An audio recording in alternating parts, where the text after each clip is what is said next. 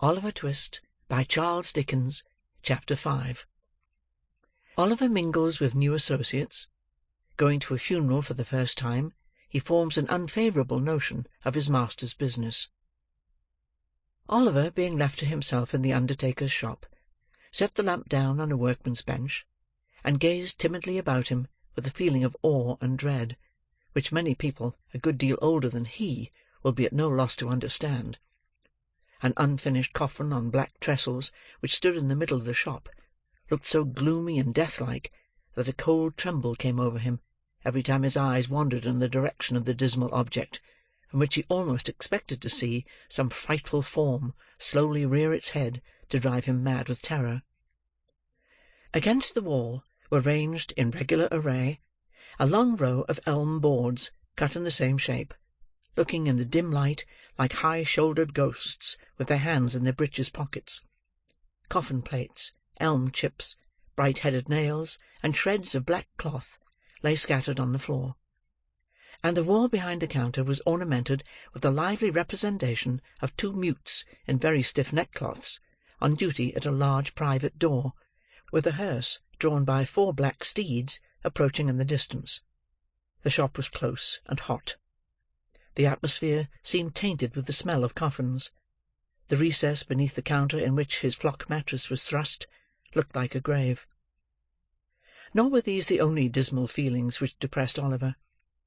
He was alone in a strange place, and we all know how chilled and desolate the best of us will sometimes feel in such a situation. The boy had no friends to care for, or to care for him. The regret of no recent separation was fresh in his mind. The absence of no loved and well-remembered face sank heavily into his heart. But his heart was heavy, notwithstanding, and he wished, as he crept into his narrow bed, that that were his coffin, and that he could be lain in a calm and lasting sleep in the churchyard ground, with the tall grass waving gently above his head, and the sound of the old deep bell to soothe him in his sleep. Oliver was awakened in the morning by a loud kicking at the outside of the shop door, which, before he could huddle on his clothes, was repeated in an angry and impetuous manner about 25 times. When he began to undo the chain, the legs desisted, and a voice began. "Open the door, will you?" cried the voice, which belonged to the legs which had kicked at the door. "I will, directly, sir," replied Oliver, undoing the chain, and turning the key. "I suppose you're the new boy, ain't you?" said the voice through the keyhole. "Yes, sir," replied Oliver. "How old are you?" inquired the voice. 10, sir," replied Oliver. "Then I'll whop you when I get in," said the voice. "You just see if I don't. That's all my worker's brat." And having made this obliging promise, the voice began to whistle. Oliver had been too often subjected to the process to which the very expressive monosyllable, just recorded, bears reference, to entertain the smallest doubt that the owner of the voice, whoever he might be, would redeem his pledge most honourably. He drew back the bolts with a trembling hand, and opened the door. For a second or two, Oliver glanced up the street, and down the street, and over the way, impressed with the belief that the unknown, who had addressed him through the keyhole, had walked a few paces off to warm himself, for nobody did he see but a big charity boy sitting on a post in front of the house, eating a slice of bread and butter, which he cut into wedges the size of his mouth with a clasp-knife, and then consumed with great dexterity. "I beg your pardon, sir," said Oliver at length, seeing that no other visitor made his appearance. "Did you knock?" "I kicked," replied the charity boy. "Did you want a coffin, sir?" inquired Oliver innocently. At this, the charity boy looked monstrous fierce, and said that Oliver would want one before long if he cut jokes with his superiors in that way. "You don't know who I am, I suppose, workers?" said the charity boy in continuation, descending from the top of the post, meanwhile, with edifying gravity. "No, sir," rejoined Oliver. "I'm Mr. Noah Claypole," said the charity boy, "and you're under me. Take down the shutters, you idle young ruffian." With this, Mr. Claypole administered a kick to Oliver, and entered the shop with a dignified air which did him great credit. It is difficult for a large-headed, small-eyed youth of lumbering make and heavy countenance to look dignified under any circumstances, but it is more especially so when superadded to these personal attractions are a red nose and yellow smalls. Oliver, having taken down the shutters, and broken a pane of glass in his effort to stagger away beneath the weight of the first one to a small court at the side of the house in which they were kept during the day, was graciously assisted by Noah, who, having consoled him with the assurance that he'd catch it, condescended to help him. Mr. Sowerberry came down soon after. Shortly afterwards, Mrs. Sowerberry appeared. Oliver, having caught it, in fulfilment of Noah's prediction, followed that young gentleman down the stairs to breakfast. "Come near the fire, Noah," said Charlotte. "I saved a nice little bit of bacon for you from master's breakfast. Oliver, shut that door at Mr. Noah's back, and take them bits that I put out on the cover of the bread-pan. Here's your tea. Take it away to that box, and drink it there, and make haste, for they want you to mind the shop. Do you hear?" "Do you hear, workers?" said Noah Claypole. "Lor, Noah," said Charlotte, "what a round creature you are! Why don't you let the boy alone?" "Let him alone?" said Noah. "Why, everybody lets him alone enough for the matter of that. Neither his father nor his mother will ever interfere with him. All his relations let him have his own way pretty well, eh, Charlotte?" "Oh, you queer soul!" said Charlotte, bursting into a hearty laugh, in which she was joined by Noah. After which they both looked scornfully at poor Oliver Twist, as he sat shivering on the box in the coldest corner of the room, and ate the stale pieces which had been specially reserved for him. Noah was a charity boy, but not a workhouse orphan. No chance child was he, for he could trace his genealogy all the way back to his parents, who lived hard by. His mother being a washerwoman, and his father a drunken soldier, discharged with the wooden leg, and a diurnal pension of twopence halfpenny and an unstateable fraction. The shop boys in the neighbourhood had long been in the habit of branding Noah in the public streets with the ignominious epithets of leathers, charity, and the like, and Noah had borne them without reply. But, now that fortune had cast in his way a nameless orphan, at whom even the meanest could point the finger of scorn, he retorted on him with interest. This affords charming food for contemplation. It shows us what a beautiful thing human nature may be made to be, and how impartially the same amiable qualities are developed in the finest lord and the dirtiest charity boy. Oliver had been sojourning at the undertaker's some 3 weeks or a month. Mr. and Mrs. Sowerberry, the shop being shut up, were taking their supper in the little back parlour, when Mr. Sowerberry, after several deferential glances at his wife, said, "My dear—" He was going to say more, but Mrs. Sowerberry looking up with a peculiarly unpropitious aspect, he stopped short. "Well?" said Mrs. Sowerberry sharply. "Nothing, my dear, nothing," said Mr. Sowerberry. "Ah, you brute!" said Mrs. Sowerberry. "Not at all, my dear," said Mr. Sowerberry humbly. "I thought you didn't want to hear, my dear. I was only going to say—" "Oh, don't tell me what you were going to say," interposed Mrs. Sowerberry. "I'm nobody. Don't consult me, pray. I don't want to intrude upon your secrets." As Mrs. Sowerberry said this, she gave an hysterical laugh, which threatened violent consequences. "But, my dear," said Sowerberry, "I want to ask your advice." "No, no. Oh, don't ask mine," replied Mrs. Sowerberry, in an affecting manner. "Ask somebody else's." Here there was another hysterical laugh, which frightened Mr. Sowerberry very much. This is a very common and much approved matrimonial course of treatment, which is often very effective. It at once reduced Mr. Sowerberry to begging, as a special favour, to be allowed to say what Mrs. Sowerberry was most curious to hear. After a short duration, the permission was most graciously conceded. "It's only about young Twist, my dear," said Mr. Sowerberry. "A very good-looking boy, that, my dear." "He need be, for he eats enough," observed the lady. "There's an expression of melancholy in his face, my dear," resumed Mr. Sowerberry, "which is very interesting. He would make a delightful mute, my love." Mrs. Sowerberry looked up with an expression of considerable wonderment. Mr. Sowerberry remarked it, and, without allowing time for any observation on the good lady's part, proceeded. "I don't mean a regular mute to attend grown-up people, my dear, but only for children's practice. It would be very new to have a mute in proportion, my dear. You may depend upon it, it would have a superb effect."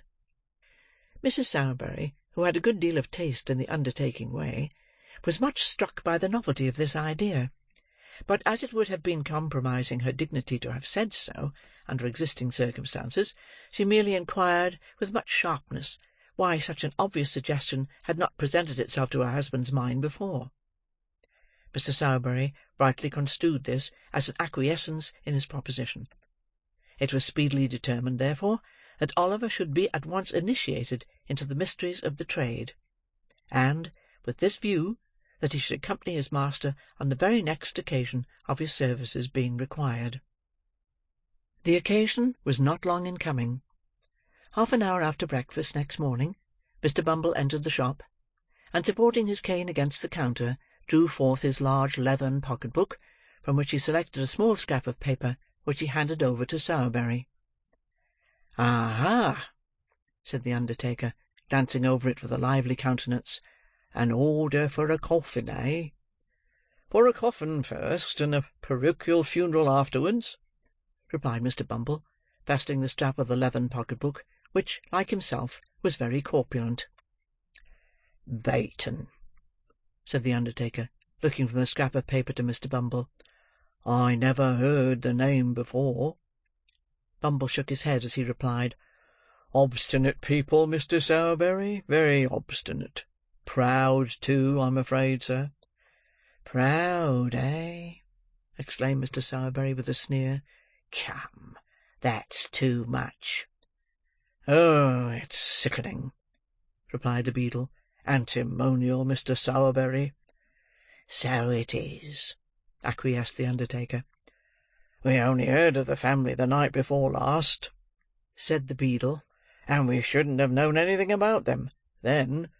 Only a woman who lodges in the same house made an application to the parochial committee for them to send the parochial surgeon to see a woman as was very bad.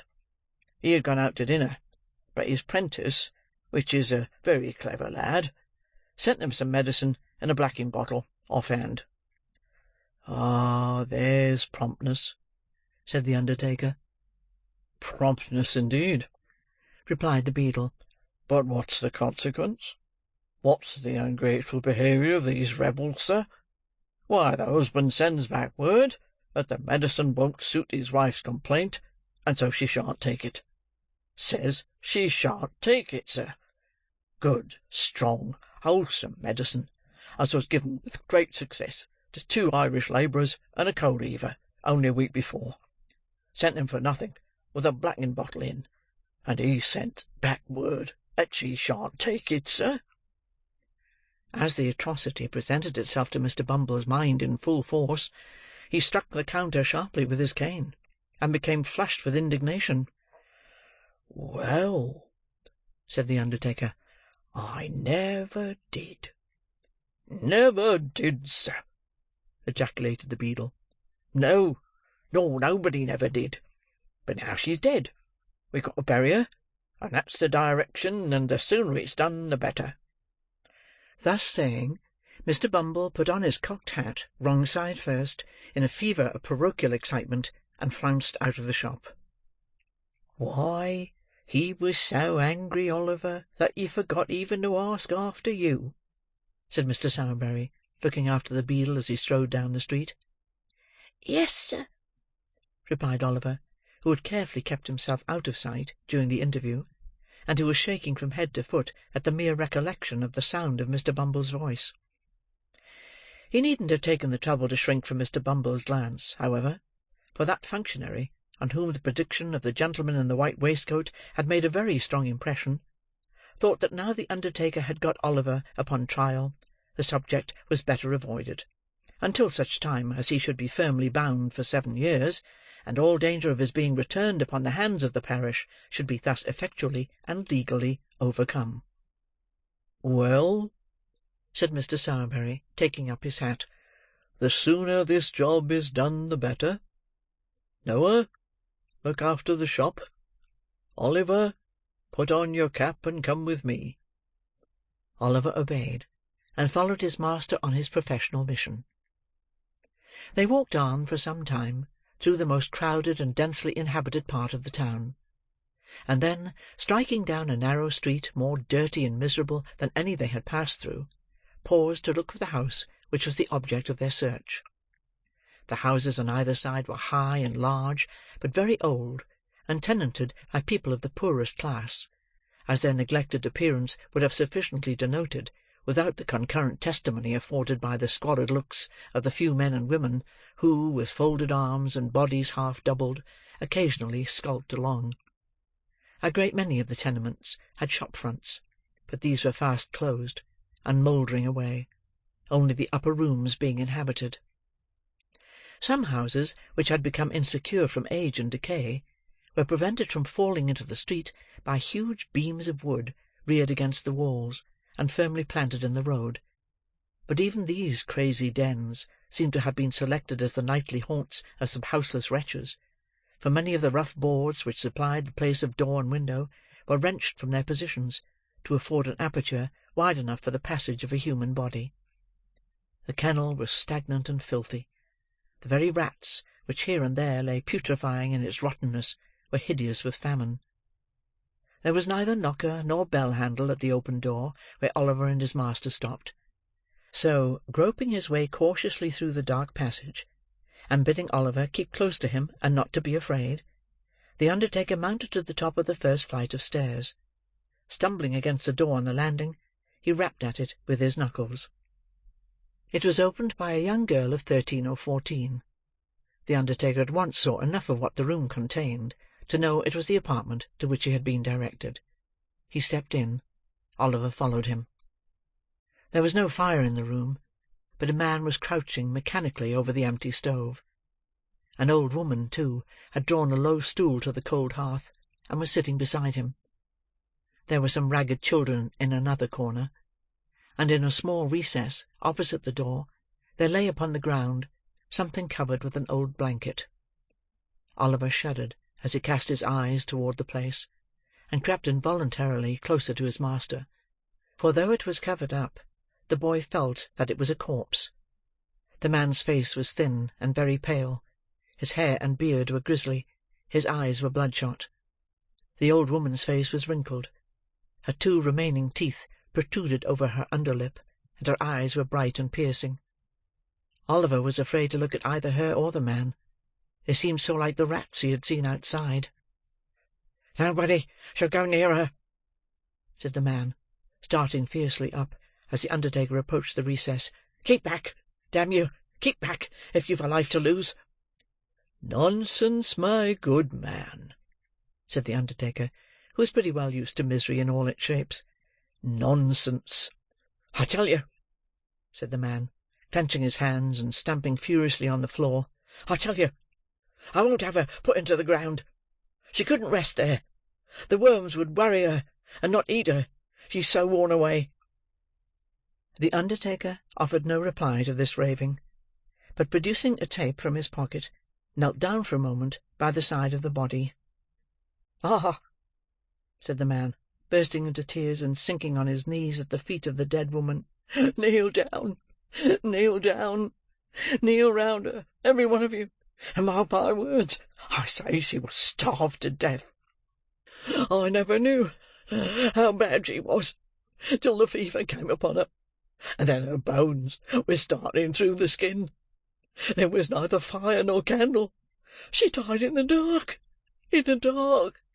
She couldn't even see her children's faces, though we heard her gasping out their names. I begged for her in the streets, They sent me to prison. When I came back, she was dying, and all the blood in my heart has dried up, for they starved her to death. I swear it before the God that saw it. They starved her." He twined his hands in his hair, and, with a loud scream, rolled grovelling upon the floor, his eyes fixed, and the foam covering his lips. The terrified children cried bitterly; but the old woman, who had hitherto remained as quiet as if she had been wholly deaf to all that passed, menaced them into silence. Having unloosened the cravat of the man who still remained extended on the ground, she tottered towards the undertaker. "She was my daughter," said the old woman, nodding her head in the direction of the corpse, and speaking with an idiotic leer, more ghastly than even the presence of death in such a place. "Lord, Lord, well, it is strange that I, who gave birth to her, and was a woman then, should be alive and merry now, and she lying there so cold and stiff. Lord, Lord, to think of it! It's as good as a play, as good as a play." As the wretched creature mumbled and chuckled in her hideous merriment, the undertaker turned to go away. "Stop! Stop!" said the old woman in a loud whisper. "Will she be buried to-morrow, or next day, or to-night? I laid her out, and I must walk, you know. Send me a large cloak, a good warm one, for it is bitter cold. We should have cake and wine, too, before we go. Never mind. Send some bread, only a loaf of bread, and a cup of water. Shall we have some bread, dear?" she said eagerly, catching at the undertaker's coat as he once more moved towards the door. "Yes, yes," said the undertaker, "of course. Anything you like." He disengaged himself from the old woman's grasp, and, drawing Oliver after him, hurried away. The next day, the family having been meanwhile relieved with a half-quartern loaf and a piece of cheese left with them by Mr. Bumble himself, Oliver and his master returned to the miserable abode, where Mr. Bumble had already arrived, accompanied by 4 men from the workhouse, who were to act as bearers. An old black cloak had been thrown over the rags of the old woman and the man, and the bare coffin having been screwed down, was hoisted on the shoulders of the bearers and carried into the street. "Now, you must put your best leg foremost, old lady," whispered Sowerberry in the old woman's ear. "We're rather late, and it won't do to keep the clergyman waiting. Move on, my men, as quick as you like." Thus directed, the bearers trotted on under their light burden, and the 2 mourners kept as near them as they could. Mr. Bumble and Sowerberry walked at a good smart pace in front, and Oliver, whose legs were not so long as his master's, ran by the side. There was not so great a necessity for hurrying, as Mr. Sowerberry had anticipated, however, for when they reached the obscure corner of the churchyard in which the nettles grew, and where the parish graves were made, the clergyman had not arrived, and the clerk, who was sitting by the vestry-room fire, seemed to think it by no means improbable that it might be an hour or so before he came. So they put the bier on the brink of the grave, and the 2 mourners waited patiently in the damp clay, with a cold rain drizzling down, while the ragged boys whom the spectacle had attracted into the churchyard played a noisy game at hide-and-seek among the tombstones, or varied their amusements by jumping backwards and forwards over the coffin. Mr. Sowerberry and Mr. Bumble, being personal friends of the clerk, sat by the fire with him and read the paper. At length, after a lapse of something more than an hour, Mr. Bumble and Sowerberry and the clerk were seen running towards the grave. Immediately afterwards, the clergyman appeared, putting on his surplice as he came along. Mr. Bumble then thrashed a boy or 2 to keep up appearances, and the reverend gentleman, having read as much of the burial service as could be compressed into 4 minutes, gave his surplice to the clerk, and walked away again. "Now, Bill," said Sowerberry to the gravedigger, "fill up." It was no very difficult task, for the grave was so full that the uppermost coffin was within a few feet of the surface. The gravedigger shovelled in the earth, stamped it loosely down with his feet, shouldered his spade, and walked off, followed by the boys, who murmured very loud complaints at the fun being over so soon. "Come, my good fellow," said Bumble, tapping the man on the back. "They want to shut up the yard." The man, who had never once moved since he had taken his station by the graveside, started, raised his head, stared at the person who had addressed him, walked forward for a few paces, and fell down in a swoon. The crazy old woman was too much occupied in bewailing the loss of her cloak, which the undertaker had taken off, to pay him any attention, so they threw a can of cold water over him, and when he came to, saw him safely out of the churchyard, locked the gate, and departed on their different ways. "Well, Oliver," said Sowerberry, as they walked home, "how do you like it?" "Pretty well, thank you, sir," replied Oliver, with considerable hesitation. "Not very much, sir." "Ah, you'll get used to it in time, Oliver," said Sowerberry. "Nothing when you are used to it, my boy." Oliver wondered, in his own mind, whether it had taken a very long time to get Mr. Sowerberry used to it; but he thought it better not to ask the question, and walked back to the shop, thinking over all he had seen and heard.